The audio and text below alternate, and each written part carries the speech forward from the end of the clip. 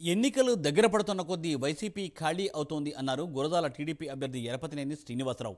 పల్నాడు జిల్లాలో వైసీపీ నుండి భారీ ఎత్తున టీడీపీ తీర్థం పుచ్చుకున్నారు. ఎరపతినేని శ్రీనివాసరావు ఎమ్మెల్సీ జంగా కృష్ణమూర్తి సమక్షంలో పలు గ్రామాల నుండి వైసీపీ ముఖ్య నేతలు తెలుగుదేశం పార్టీలో చేరారు. వారందరికీ పార్టీ కండువా కప్పి సాదరంగా పార్టీలోకి ఆహ్వానించారు. టీడీపీ ప్రభుత్వం అధికారంలోకి వచ్చాక పార్టీలకు అతీతంగా పథకాలు అందజేస్తామని శ్రీనివాసరావు తెలిపారు. 5 సంవత్సరాల అరాచక పాలనకు కాసు మహేశ్వరరెడ్డి అహంకారానికి ఈ ఎన్నికలతో చెక్ పెడదామని అన్నారు. గురజాల ఆత్మగౌరవానికి మధ్య కోటి హత్య రాజకీయాలు చేసిన కాసు మహేశ్వరరెడ్డికి డిపాజిట్ కూడా రాకుండా ఓడించి ఇంటికి పంపిస్తామని తెలిపారు. ఈ నెల 22న వేలాది మంది కార్యకర్తలతో నామినేషన్ వేస్తానని గురజాల టీడీపీ అభ్యర్థి ఎరపతినేని శ్రీనివాసరావు వెల్లడించారు.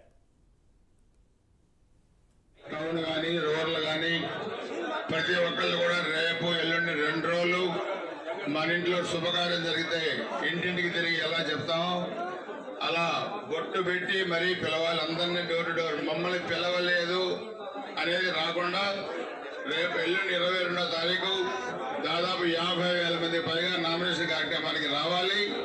ఆ రోజే మన గెలుపు ఖాయం కావాలి. ఈ 5 సంవత్సరాల అరాచక పరిపాలనకి, కాసు మహేశ్వరరెడ్డి అహంకారానికి, గురజాల ఆత్మగౌరవానికి మధ్య పోటీ మీరు గుర్తుపెట్టుకోండి. ఈ హత్య రాజకీయాలు చేసిన కాసు మహేశ్వరరెడ్డిని మనం డిపాజిట్ లేకుండా ఓడించి ఇంటికి పంపించాలి. ప్రతి ఒక్కరు కూడా దయచేసి 22వ తారీఖు 10:30 కల్లా అందరూ కూడా గురజాల రావాల్సిందిగా